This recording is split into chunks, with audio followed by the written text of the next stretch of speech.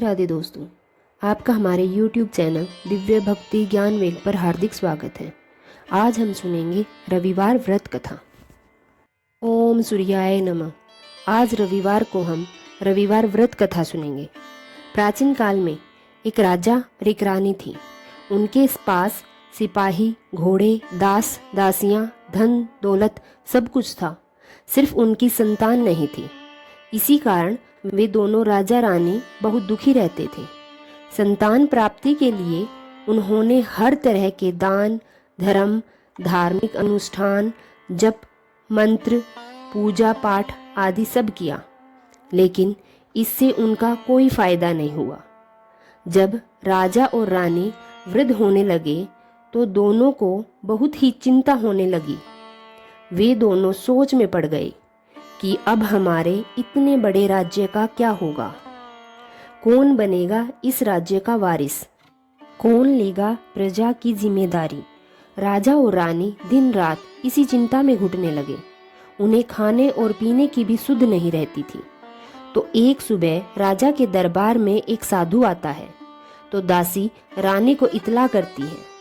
तब वह दासी से कहती है, यह मेरा अंतिम दान धर्म है, इसके बाद मैं अपने हाथों से कोई दान धर्म नहीं करूंगी। रानी चावल भरा छाछ हाथ में लेकर बाहर आती है और साधु की झोली में भिक्षा डालने लगी। साधु ने उसके चेहरे पर छाई उदासी को एक भाप में ही पहचान लिया। वह उससे पूछता है कि रानी साहिबा, आपको क्या हुआ है? आप इतनी उदास क्यों हो गई हो? तब रानी साधु को सारी हकीकत बताती है और सिसकने लगती है। उस पर वह साधु कुछ पल गंभीर हो जाता है और कहता है कि चिंता मत करो रानी साहिबा, आपकी संतान की इच्छा पूरी जरूर हो जाएगी। आपकी कोख से एक पुत्र का जन्म होगा, मात्र वह 14 साल तक ही आप लोगों को मिलेगा। इसके आगे वह जीवित नहीं रह पाएगा। इससे बढ़कर आपको कुछ देना मेरे लिए संभव नहीं है। अपनी बात पूरी करते उसने अपनी झोली में हाथ डाला। झोली में हाथ डालकर थोड़ी सी भूत निकालकर उसने रानी को दे दी और कहा, आप और महाराज दोनों इसे बांटकर ग्रहण कर लेना, तुम्हें जल्द ही पुत्र की प्राप्ति होगी। और वह साधु अपनी राह को चल दिया। उसके जाने के बाद रानी सोचने लगी कि 14 साल तो 14 साल ही सही, उतने समय में हमें पुत्र तो मिलेगा, यही काफ़ी है। उतने साल तक मैं उसे जी जान से बड़ा करूंगी, उसे ढेर सारा प्यार और दुलार करूंगी, अपनी संतान की मुराद पूरी करूंगी। उस रात अपना सारा राजकाज खत्म करके राजा जब रानी के महल में गए तो रानी ने राजा को सारी बात बता दी और साधु की दी हुई भूत राजा को दिखाकर बोली कि साधु महाराज ने यह भूत हम दोनों को ग्रहण करने के लिए दी है। राजा बोले, इतना दान और धर्म किया, जप और तप किया, उसका कोई फल नहीं मिला। अब इस भूत से हमें क्या संतान प्राप्त होगी? उस पर रानी बोली, जब इतना सब कुछ कर लिया तो यही सही, क्यों हम उस साधु के क्रोध को बुलावा दें। राजा को अब किसी बात पर विश्वास नहीं था, पर रानी को दुख ना पहुंचे इसलिए वह राजी हो गया। और राजा रानी दोनों नहाते धोते हैं, फिर अपने भगवान का नाम का स्मरण करते हैं, अपने पुरखों को स्मरण करते हैं और उस साधु महाराज का नाम स्मरण करके वह भूत बांटकर दोनों खाते हैं। उसके बाद दोनों निश्चित होकर सो जाते हैं। तो कुछ दिन गुजर जाते हैं और साधु द्वारा कहे अनुसार रानी गर्भवती हो जाती है। उस पर राजा और रानी दोनों की खुशी गगन में नहीं समाती। राजा रानी से बोलते हैं, महारानी, सचमुच साधु महाराज की कृपा हो गई। तो 9 महीने बाद रानी ने एक सुंदर पुत्र को जन्म दिया। राजा ने बड़ी धूमधाम से पुत्र का नामकरण किया। सारे राज्य में 8 दिन तक अंश तर्पण रखा, उत्सव मनाया गया। आज पुत्र की कुंडली देखने के लिए राज्य के सबसे बड़े विद्वान पंडित को बुलाया गया। जो कुंडली देखकर पंडित जी बड़े चिंतित हो गए और कहने लगे, महाराज, हमारा राजपुत्र सिर्फ 14 साल तक हमारे पास रहेगा। राजा को इस बात की भनक तो थी, रानी को भी साधु महाराज की बात याद थी। दोनों चुप रह जाते हैं। उसके बाद राजा और रानी बड़े प्यार से बेटे की परवरिश करते हैं, उसकी हर ख्वाहिश पूरी करते हैं और सोचते हैं थोड़े समय के लिए ही सही भगवान ने उनकी संतान प्राप्ति की मुराद तो पूरी की। वे इसे समाधान मानते हैं। राजपुत्र दिन प्रतिदिन बड़ा होता जा रहा था। अब वह 7 साल का हो गया था तो राजा ने एक अच्छे गुरु की नियुक्ति कर उसे पढ़ाई लिखाई, घुड़सवारी आदि 12 विद्याओं का शिक्षण दिया।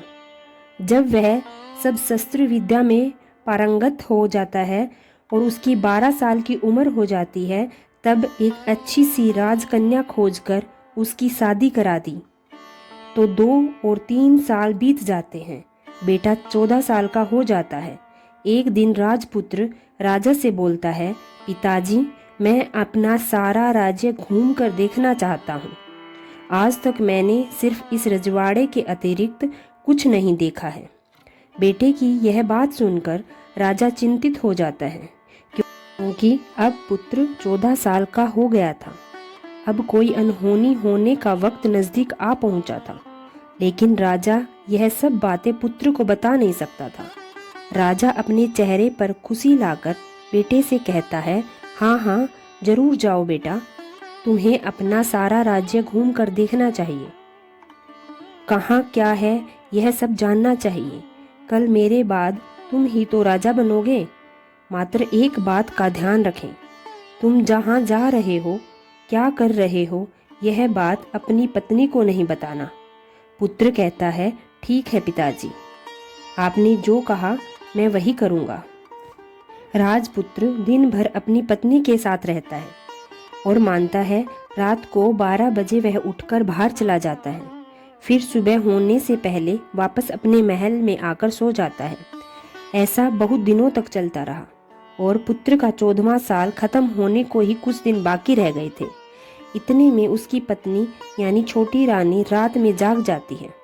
वह देखती है कि बिस्तर पर राजपुत्र नहीं है। वह महल में सब जगह देखती है तो राजपुत्र कहीं भी नजर नहीं आते। तो वह क्या करती, किससे कहती, वह चुपचाप रहती है। फिर वह सुबह होने पर देखती है कि उसका पति अपनी जगह पर सोया हुआ है। वह पति से कुछ नहीं पूछती है। लेकिन दूसरी रात भी जब वैसा ही होता है तो और तीसरी और चौथी रात कुछ दिनों तक ऐसे ही चलता रहता है। तब रानी बहुत चिंतित हो जाती है।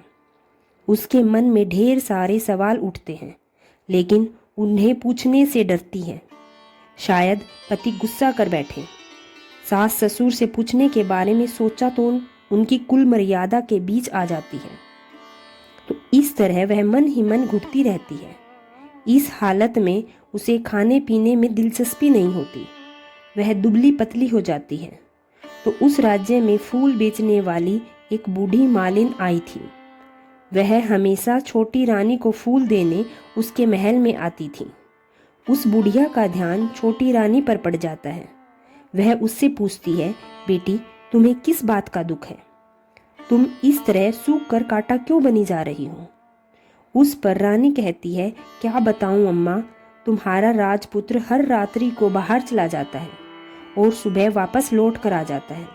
वह कहाँ जाता है, क्या करता है, यह सोच सोच कर मैं अन्न जल ग्रहण नहीं कर पाती और सूख सूख कर इस तरह कांटा बनती जा रही हूँ। बुढ़िया सब बात सुनकर उसे एक उपाय बताती है और कहती है कि बेटा ऐसा करना, आज रात तुम सोना मत, उसके पीछे जाकर देखना कि वह कहाँ जाता है, क्या करता है, उसकी अच्छी तरह से पहरेदारी करना। तो छोटी रानी बोली कि अगर मुझे नींद आ गई तो बुढ़िया बोली कि तुम्हें नींद ना आए इसलिए एक काम करना, अपने बाएं हाथ की उंगली में एक जख्म कर देना, उस पर थोड़ी सी मिर्ची छिड़कना, उससे तुम्हें बड़ी जलन होगी और उस पीड़ा से तुम्हें रात भर नींद नहीं आएगी। रानी बुढ़िया के कहे अनुसार वही करती है। उंगली की जलन से उसे देर रात तक नींद नहीं आती, लेकिन बाद में वो सो जाती है। दूसरे दिन सुबह बुढ़िया फूल लेकर उसके महल पहुंचती है और पूछती है, क्या हुआ बेटी, क्या तुम देख पाई कि तुम्हारा पति कहाँ जाता है? रानी कहती है, नहीं अम्मा, पहले कुछ समय जलन के कारण मुझे नींद नहीं आई, पर कुछ देर बाद मैं सो गई। बुढ़िया कहती है, कोई बात नहीं, आज तुम उंगली पर पहले से थोड़ा ज़्यादा बड़ा जख्म करना और ज़्यादा मिर्च लगाना। तो रानी ने वैसे ही किया, परंतु वह सिर्फ पति को बाहर निकलते हुए देख पाती है। उसके पीछे नहीं जा सकती क्योंकि उसे फिर से नींद आ जाती है। दूसरे दिन सुबह बुढ़िया आती है। उससे पूछने से पहले ही रानी रोकर कहती है कि अम्मा, मैं आज भी उसकी पहरेदारी ठीक से नहीं कर पाई। बुढ़िया कहती है, रोना नहीं है बेटी, सब कुछ ठीक हो जाएगा। तुम आज रात जख्म और बड़ा करना और उस पर ज़्यादा मिर्ची लगाना, और एक काम करना कि जब वह जाने के लिए निकलता है तब उसका रास्ता रोकना। बुढ़िया ने जैसे बताया रानी ने वैसे ही किया। आज रात उसे नींद नहीं आती है। पति जब राजमहल से निकलने के लिए चलता है तो वह बुढ़िया ने जैसे बताया वैसे ही करती है। दौड़कर जाकर पति का रास्ता रोकती है और कहती है, कहाँ जा रहे हो, किससे मिलने जा रहे हो, मुझे बताओ। राजपुत्र उसे समझाने की बहुत कोशिश करता है। देखो, अगर मैंने तुम्हें यह बता दिया तो मैं तुम्हें दोबारा नहीं मिल पाऊंगा। रानी कहती है, कोई बात नहीं, ना मिल पाओ, लेकिन आप रात के समय कहाँ जाते हो यह मुझे बता दो। राजपुत्र निरुपाय हो जाता है। पत्नी की जिद के आगे उसकी एक नहीं चल पाती। ठीक उसी समय उसका 14वां साल खत्म हो रहा होता है। 15 साल लगने वाला होता है। जो होता है वह हो जाने दो, यह सोचता है और कुछ चावल मंत्रों से सिद्ध करके पत्नी को देकर कहता है कि इन चावलों के दाने को हाथ में मुट्ठी में पकड़ना। पहले दाएं हाथ में पकड़े चावल मेरे ऊपर फेंकना। मैं कौन हूँ तुम्हें पता चल जाएगा। बाद में बाएं हाथ में पकड़े चावल मेरे ऊपर फेंकना। मैं जैसा था तुम्हें मिल जाऊंगा, लेकिन यदि तुम मेरे बाएं हाथ के चावल मेरे ऊपर फेंकना भूल गई तो मैं तुम्हें कभी नहीं मिल पाऊंगा। रानी ने कहा, नहीं भूलूंगी। यह रानी आत्मविश्वास के साथ कहकर दाएं हाथ में पकड़े चावल पति के ऊपर फेंक देती है तो राजपुत्र एकदम विशाल घोड़ा बन जाता है। एकदम उम्दा सफेद गर्दन पर लंबी अयाल देखते देखते वह तेजी से दौड़ने लगता है। रानी उस घोड़े को एकदम भौचक्की होकर देखने लगती है और पति ने बाएं हाथ के चावल फेंकने की जो बात कही थी वह भूल जाती है। उसकी आंखों के सामने घोड़ा महल से बाहर निकलकर चला जाता है। घोड़ा जो महल से बाहर जाता है तो वापस नहीं आता। अब रानी को बड़ा पश्चाताप हुआ। वह स्वयं को कोसने लगती है, लेकिन अब उसका कोई फायदा नहीं था। राजपुत्र अब वापस नहीं आने वाला था। सुबह होते होते महाराज को सब बात पता चली जाती है। उन्हें बहुत दुख होता है।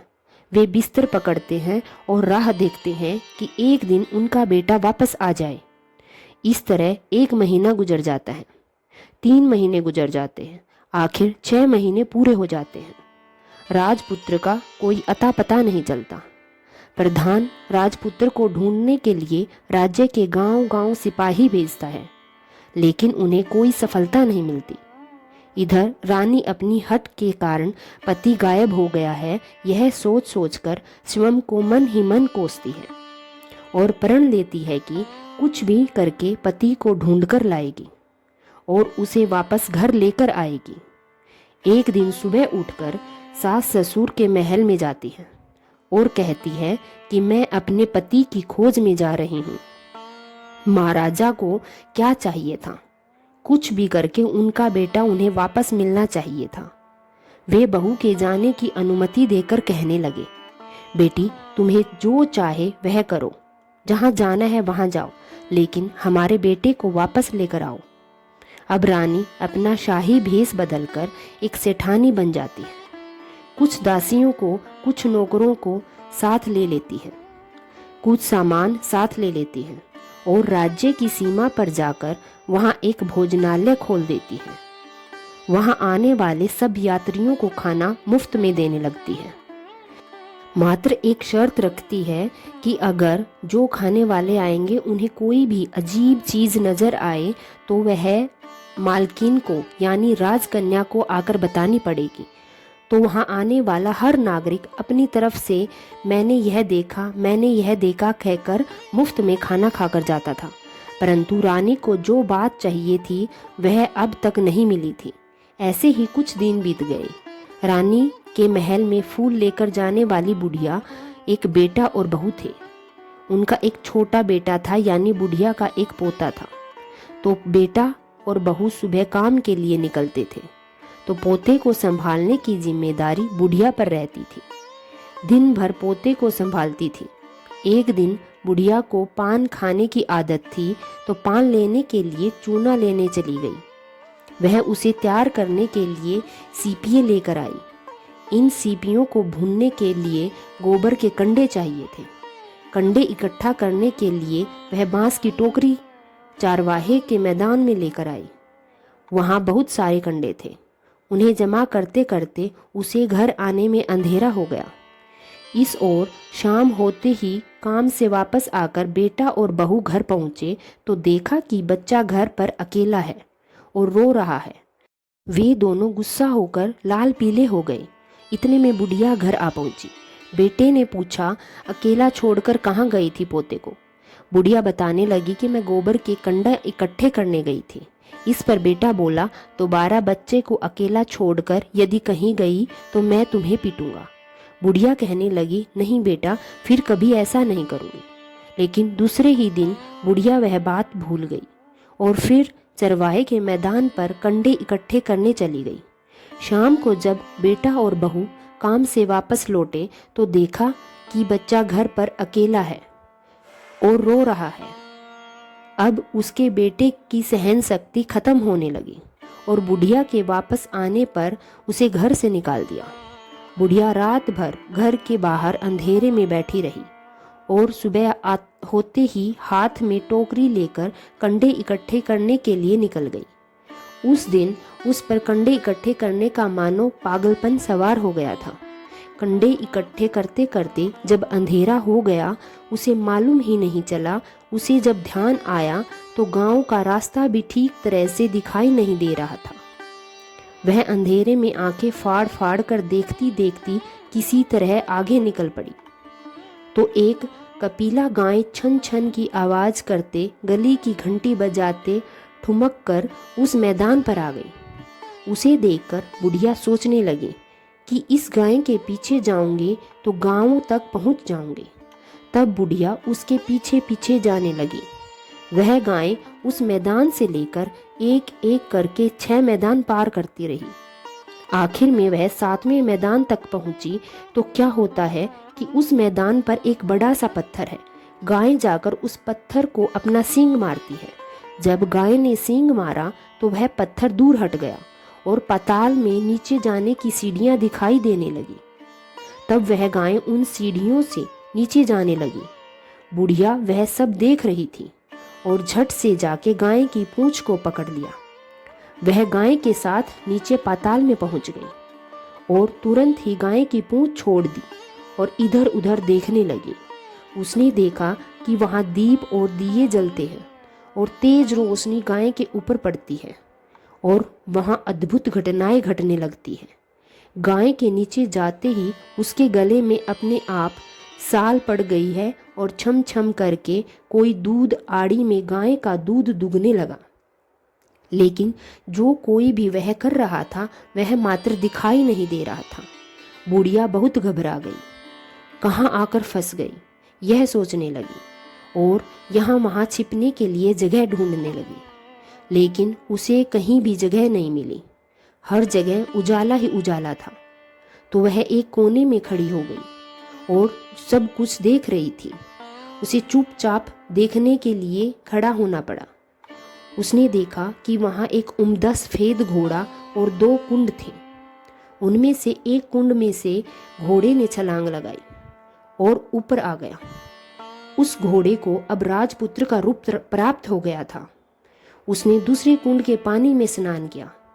वहाँ रखे नए कपड़े पहने और नज़दीक ही एक सुंदर पलंग था, उस पर आकर बैठ गया। उसके सामने अपने आप पंच पकवान की थाली आ गई, दूध की एक प्याली भी आ गई, 5 सुपारी आ गई। उसके सामने एक दिया जलता रहा और राजपुत्र ने खाना खाया, पानी पिया, 5 सुपारी खाई और बिस्तर पर लेट जाने से पहले सूर्यदेव का स्मरण करके सामने जलते हुए दिए से पूछा, हे दीपंकर, मेरे माता पिता क्या कर रहे हैं? दिया बताने लगा, बेटे के शोक में डूबे हैं। राज कौन संभाल रहा है? तो उसने बोला कि राज्य प्रधान संभालते हैं। उसने पूछा कि मेरी पत्नी क्या करती है? तो दिए ने बोला, उसने चौराहे पर भोजनालय शुरू किया है और आते जाते सभी लोगों से वह नई खबरों के बारे में पूछती रहती है। दिए के यूं कहते ही राजपुत्र कहने लगा कि ठीक है। उसके बाद वह सो गया। बुढ़िया कोने में खड़ी सब देख रही थी। ऐसी अद्भुत घटना उसकी जिंदगी में पहली बार देखी थी। उसे अंदर ही अंदर चुलबुलाहट होने लगी। वह अपनी भूख प्यास भूल गई और आगे क्या होता है कि उसे उत्सुकता से देखने लगती है। लेकिन उसके बाद और कुछ घटनाएं नहीं घटती। रात गुजर गई और सुबह हो गई। पलंग पर सोया हुआ राजपुत्र उठा और फिर से पहले वाले कुंड में छलांग लगाई।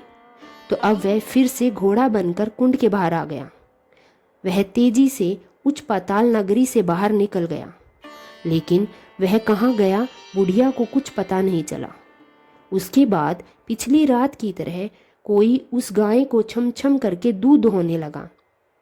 जैसे ही दूध दोहना खत्म हुआ, उसके गले की साल अपने आप फूल गई और गाय तेजी से ऊपर जाने लगी, सीढ़ियों की ओर भागने लगी। गाय को दौड़ता देखकर बुढ़िया सोचने लगी कि अब गाय के साथ यहाँ से ऊपर जाना ही समझदारी होगी, नहीं तो कोई मुसीबत आकर उसके ऊपर टपक जाएगी। झट से उसने गाय की पूंछ पकड़ ली और गाय के साथ ऊपर आ गई। गाय जब मैदान में पहुंची तो उस सुरंग का रास्ता अपने आप बंद हो गया और उसके मुंह पर एक बड़ा सा पत्थर पहले की तरह खड़ा हो गया। ऊपर आकर वह गाय को जंगल की ओर ले गई। इधर बुढ़िया एकदम बावली सी हो गई। उसने पाताल नगरी में जो देखा था वह जल्द से जल्द किसी को बताने के लिए उतावली हो गई। उसे एकदम याद आया कि नगर की सीमा पार कोई औरत भोजनालय चलाती है और नई बात बताने वालों को अच्छा खाना पीना मुफ्त में देती है। वह सोचने लगी कि क्यों न मैं यह बात उस औरत को जाकर बताऊं। यदि उसे यह बात पसंद आ गई तो बाकी जीवन खाने पीने का झंझट खत्म हो जाएगा। बुढ़िया ने मन ही मन तय किया और तुरंत उस भोजनालय के द्वार पर जाकर खड़ी हो गई और जोर जोर से नागाड़ा बजाने लगी। नागाड़े की इतनी तेज आवाज सुनकर छोटी रानी प्रसन्नता से भरी हुई बाहर आती है और सोचती कि शायद कोई नई खबर लेकर मेरे पास आया है। रानी सिपाहियों को आदेश देती है, जाइए और जो कोई आया है उसकी अच्छी तरह खातिरदारी कीजिए। आदेश पाते ही सिपाही नीचे दौड़ गए तो एक बुढ़िया नगाड़ा बजा रही थी। सिपाहियों ने कहा, हाँ जरूर मिलेगा, लेकिन तुम्हें कोई नई बात बतानी पड़ेगी। बुढ़िया बोली, हाँ बताऊंगी, एक बात मालूम है मुझे। इस पर सिपाही उसे अंदर ले गए। उनको मालकिन का आदेश था कि जो कोई बूढ़ा बुजुर्ग वहां आए उनके साथ अच्छी तरह पेश आना है, उनका अच्छे से आदर सत्कार करना है। तो सिपाहियों ने उस बुढ़िया को भरपूर आदर सत्कार दिया। यह उसे बड़ी सिद्ध थाली भरकर व्यंजन परोसते हैं। बुढ़िया कुछ दिनों से भूखी थी, वह खाने पर टूट पड़ी। खाना खाने के बाद सिपाही ने उसे नई साड़ी पहनने को दी। उसके बाद उसे लेकर रानी के पास गई। बुढ़िया और रानी तुरंत पहचान लिया। तब रानी ने बुढ़िया से कहा कि अम्मा, अब बताओ तुमने क्या नई बात देखी है? नई बात? मैंने कोई नई बात नहीं देखी, बुढ़िया बोली। वह तो मेरे पास तुम्हें देने के लिए खाने के लिए पैसे नहीं थे, इसलिए मैंने झूठ बोला और नगाड़ा बजाया। रानी ने कहा, अम्मा घबराना नहीं, मैं किसी को तुम्हारा नाम नहीं बताऊंगी। फिर भी बुढ़िया ने कहा, मेरे पास कोई नई बात नहीं है। इस पर रानी ने उससे कहा, देखो अम्मा, यदि तुमने मुझे वह नई बात बताई तो जिंदगी भर मैं तुम्हारी देखभाल करूंगी और तुम्हें रानी माता की तरह रखूंगी। अब बुढ़िया बताने को तैयार हो गई।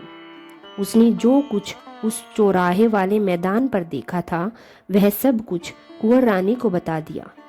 बुढ़िया की वे बातें सुनकर कुंवर रानी को यकीन नहीं हुआ। वह राजपुत्र उसी का पति है। वह तुरंत बुढ़िया से कहने लगी कि अब माँ, मुझे उस जगह पर ले चलो। तब बुढ़िया बोली, नहीं बेटी, वह पाताल का राज्य है, सांप है, यदि किसी ने तुझे देख लिया तो तुम्हारी जान खतरे में पड़ सकती है। लेकिन रानी उसकी एक नहीं सुनती, उसे उस जगह ले जाने के लिए जिद करती है। आखिर में बुढ़िया ने उसका कहना मान लिया और कहने लगी, ठीक है, मैं तुम्हें ले जा सकती हूँ, पर आज नहीं, कल वहाँ जाना है तो शाम को ही जाना होगा। तो दूसरे दिन दोपहर को रानी बुढ़िया के साथ उस मैदान पर गई और एक जगह छुपकर गाय के आने की राह देखने लगी। दिन ढलते ही अंधेरा गिरने लगा और गाय हमेशा की तरह वहां आ गई। मैदान में उस कोने में जाकर उसने पत्थर पर सींग मारा तो छत से पत्थर हटकर वहां सुरंग में जाने का रास्ता खुल गया। गाय उस रास्ते से नीचे उतरने लगी तो बुढ़िया और रानी से कहने लगी, जल्दी आगे बढ़ो, हम गाय की पूंछ पकड़कर नीचे उतरेंगे। तो दोनों गाय की पूंछ पकड़कर नीचे उतर गई। बुढ़िया पहले जिस कोने में छिपी थी उस कोने में छिप गई। अब नीचे सब कुछ पहले जैसा घटित हो रहा था। गाय के गले में अपने आप साल पड़ गई। कोई अदृश्य रूप से उसका दूध धोने लगा। एक सफेद उम्दे घोड़े ने आकर एक कुंड में छलांग लगाई तो राजपुत्र के रूप में ऊपर आया। वह राजपुत्र दूसरे कुंड में नहाने लगा। उसके बाद उसके सामने खाने की थाली आ गई, दूध की प्याली आ गई, पान का बेड़ा आ गया। राजपुत्र सब ग्रहण करके सोने के लिए पलंग पर गया तो सोने से पहले सूर्यदेव का स्मरण करके वह दिए से पूछने लगा, दिनकार, मेरे माता पिता क्या कर रहे हैं? तो कुछ जवाब नहीं देता, बल्कि वह बुझने लगता है। तब राजपुत्र को कुछ घटित हुआ है इसका संदेह हो गया। वह उदास हो गया और जो कुछ हुआ है वह हो जाने दो ऐसा सोचकर फिर से बिस्तर पर लेट गया। अब रानी का संयम छूट गया। वह दौड़कर पति के पास गई और उसके पैर पकड़ने के लिए आगे बढ़ने लगी। राजपुत्र तुरंत ही पत्नी को पहचान गया और बोला, पीछे रहो, छूना मत, वरना सर्वनाश हो जाएगा। रानी दोनों हाथ जोड़कर पति से अपनी भूल स्वीकार करने लगी। स्वामी, मुझसे भूल हो गई। मुझे आपसे नहीं पूछना चाहिए था कि आप रात को कहाँ जाते हो। मैं अपनी भूल स्वीकार करती हूँ। मुझे मेरी भूल की सजा मिल गई है। अब आप घर चलो। आपके वियोग में आपके माता पिताओं ने बिस्तर पकड़ लिया है। आपकी प्रजा बहुत दुखी है। उस पर राजपुत्र कहने लगा, वही तो इस बार तुम गलती कर बैठी हो। अब दोबारा मत करना, नहीं तो अब मैं तुम्हें जो दिख रहा हूँ वह भी नहीं दिखूंगा। रानी अब विलाप करने लगी, जोर जोर से जमीन पर सिर पटकने लगी। राजपुत्र के मन में उसके प्रति दया उत्पन्न हो गई। वह उससे कहने लगा, यदि तुम मुझे पाना चाहती हो तो तुम्हें एक काम करना होगा। काम कठिन है, लेकिन वह तुम्हें अकेले ही करना होगा। रानी ने कहा, कहो स्वामी, कितना भी कठिन काम हो वह मैं पूर्ण करूंगी। रानी कहने लगी। इस पर राजपुत्र ने बताया, इस पाताल से ऊपर जाते ही तुम्हें एक घना जंगल नजर आएगा। ऐसे 6 जंगल पार करने के पश्चाताप तुम्हें एक 7वां जंगल मिलेगा। वह जंगल सबसे घना है। उस जंगल के बीचों बीच एक पीपल का पेड़ है। उसके आसपास की जगह पत्ते, फंदे हुए जटाएं आदि ढकी हुई है। वहाँ बाघ, शेर, सांप और भालू बैठते हैं। तुम्हें उन सबको भगाकर वह जगह साफ करनी है। उसको गोबर से लिपाई करके पवित्र बनाना है, रंगोली से सजाना है उसके बाद वहाँ धूप, कपूर, अगरबत्ती जलानी है। फूल और कुमकुम से पेड़ की पूजा करनी है। दूध और दही से बने चावल का भोग लगाना है। यह सब तुम्हें दोपहर को 12 बजे से पहले करना है। 12 बजने के समय तुम्हें उस जगह पर बैठकर सूर्य भगवान का ध्यान करना है। ठीक 12 बजे सूर्य भगवान का रथ वहाँ उतरेगा। वे सब देखकर खुश हो जाएंगे और कहेंगे कि जिस किसी ने भी यह किया, मैं उसे मन चाहा फल दूंगा। तो तुम्हें सामने जाकर उसके रथ का दाहिना घोड़ा मांगना है। मैं तुम्हें मिल जाऊंगा। इतनी बात कहकर राजपुत्र अपने पलंग पर सो गया और छोटी रानी भोर होने की राह देखने लगी। भोर होते ही वह बुढ़िया के साथ गाय की पूंछ पकड़कर ऊपर आ गई। ऊपर आने के बाद वह बुढ़िया से कहने लगी, अम्मा, अब मैं अकेले ही आगे जाऊंगी, तुम भोजनालय वापस चली जाओ। वह जंगल में जाकर राजपुत्र की बताई जगह ढूंढने लगी और स्वयं वह जगह साफ कर दी। ये देखकर बाद में राजपुत्र ने जैसे ही बताया लिपाई पोताई करके वापस आ गई। दूसरे दिन सुबह होने से पहले उठी और जंगल में उस जगह पहुंची। वहां जाकर इत्र और गुलाब का पानी छिड़क कर उस जगह को सुगंधित धूप अगरबत्ती जलाकर उसे पवित्र किया और पूजा की सब सामग्री वहां तैयार कर सूर्य भगवान का ध्यान करके बैठ गई। जैसे कि पति ने बताया था कि दोपहर को ठीक 12 बजे सूर्य भगवान का रथ उस पीपल के पेड़ पर आकर रुका।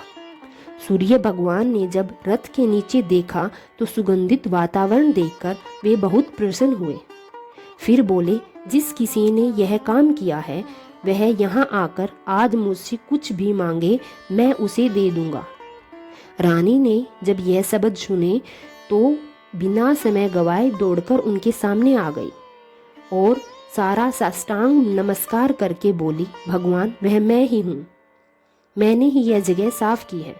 अच्छा, तो तुम्हें जो चाहिए वह मांगो। भगवान, मुझे आपके रथ का दाहिना घोड़ा चाहिए। सूर्य भगवान बोले, नहीं नहीं, मैं तुम्हें और कुछ भी दे सकता हूँ, लेकिन यह घोड़ा नहीं दे सकता। मेरे रथ के 12 घोड़े हैं। तुम चाहो तो कोई और घोड़ा मांग लो, लेकिन यह दाहिना घोड़ा नहीं, वह मैं तुम्हें नहीं दे सकता। छोटी रानी ने एक नहीं सुनी। वह सूर्यदेव से एक ही बात कह रही थी, वही दाहिना घोड़ा दे दीजिए, नहीं तो मैं आपके पैर में गिरकर अपनी जान दे दूंगी। अब सूर्यदेव धर्म संकट में पड़ गए। उन्होंने वचन दे दिया था, अब अपने वचन से पलटकर भी नहीं रह सकते थे। ठीक है, दे दिया तुम्हें घोड़ा, सूर्यदेव ने कहा। फिर एक बात और भी कही, देखो, मैंने तुम्हें घोड़ा तो दे दिया, लेकिन वह तुम्हें यहाँ नहीं मिलेगा। तुम्हें उसे पाताल में जाकर लाना होगा। रानी बोली, पाताल में ही क्यों भगवान, मैं उन्हें पाने के लिए कहीं भी जा सकती हूँ। रानी को वचन देकर सूर्यदेव अपने मार्ग को चले गए और इधर रानी जंगल से अपने भोजनालय में आ गई। फिर वह बुढ़िया को लेकर उस मैदान पर आ गई और जल्दी ही शाम हो गई। शाम होते ही वह गाय आ गई और उसने सींग मारकर सुरंग का पत्थर हटाया और नीचे उतरने लगी। रानी और बुढ़िया जल्दी जल्दी उसकी पूंछ पकड़कर नीचे उतर गई। नीचे पाताल में सब घटनाएं पहले की तरह ही घटने लगी। घोड़े का एक कुंड में नहाकर राजपुत्र के बन जाना, नहा धोकर पलंग पर जाकर बैठना और उसे खाने की थाली, दूध की प्याली आना, पान का बीड़ा आना। लेकिन आज एक नई बात घटी। आज 2-2 थाली, 2-2 दूध की प्याली और 2-2 पान के बीड़े उसके सामने आए। वह कुछ नहीं बोला। अपने हिस्से की थाली खाकर, दूध पीकर और पान का बीड़ा चबाकर वह सोने चला गया और हमेशा की तरह दिए से पूछने लगा, दिए दिए दिमकार, मेरे माता पिता क्या करते हैं? दिए ने बताया, वे दोनों तुम्हारे शोक में मरने की स्थिति में पहुंच गए हैं। ऐसा झट से उसकी आंखों में आंसू टपकने लगे। फिर वह पूछने लगा, दिए दिए दिमकार, मेरा राज्य कौन चला रहा है? तुम्हारा राज्य प्रधान चला रहा है। वह सब कुछ हड़प चुका है। वह प्रजा पर अत्याचार कर रहा है। यह सुनकर राजपुत्र को बहुत गुस्सा आया और गुस्से से मुट्ठी भींचने लगा। फिर दिये से राजकुंवर ने पूछा, मेरी पत्नी क्या कर रही है? तो दिये ने कोई जवाब नहीं दिया और रानी का संयम का बांध टूट गया। वह दौड़कर पति के गले लग गई और कहने लगी, मैंने आपको पा लिया। कुमारी ने कहा तो राजपुत्र बोला, नहीं, अब मैं दोबारा घोड़ा नहीं बनूंगा, क्योंकि तुमने जो इतने कष्ट उठाए हैं उसके लिए सूर्यदेव ने मुझे सदा के लिए घोड़े के जन्म से मुक्त कर दिया है। राजपुत्र ने बड़े प्यार से कहा और उसे गले लगाया, उसके आंसू पोंछे और कुछ देर के पश्चात सुबह हो गई तो गायों की श्रृंखला टूट गई। वह ऊपर भूलोक जाने लगी। रानी, राजपुत्र और बुढ़िया उसकी पूंछ पकड़कर ऊपर आ गए। ऊपर आने के बाद वे सीधे भोजनालय में पहुंचे। वहां सब सामान लोगों ने बांट दिया और उसको ताला लगाकर अपने राज्य में लौट गए। राजपुत्र वापस आता है और उसके तेवर देखकर प्रधान घबरा गया। राजपुत्र ने उसे बंदी बनाकर कैद खाने में डाल दिया और राज्य की बागडोर अपने हाथ में ले ली। उसके बाद वह अपने माता पिता को मिलने उनके महल में गया। तब राजपुत्र क्या देखता है कि उसके माता पिता उसके शोक में अस्थि पिंजर बन चुके थे। पुत्र को वापस आया देखकर मरणासन राजा रानी की आंखों से आंसू टपकने लगे। इन दोनों ने पुत्र को गले से लगा लिया, उसे प्यार से सहलाया और इतना होने के बाद उसकी सेहत में एकदम सुधार आने लगा। अब वे बिस्तर से उठकर बैठ गए, पुत्र को आशीर्वाद देने लगे।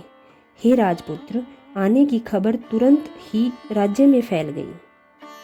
प्रजा खुशी से फूली न समाई। प्रजानन राजमहल के सामने इकट्ठा हो गया। राजपुत्र ने भी उन्हें दर्शन दिए और आज से उन्हें कोई दुख नहीं पहुंचाएगा, ऐसा वचन भी दिया। अब राजा अपने पुत्र का राज्य अभिषेक करके उसे सिंहासन पर बैठाता है और बहू को महारानी का दर्जा देता है और स्वयं अपनी पत्नी के साथ ईश्वर सिमरन करते खुशी खुशी दिन बिताता है।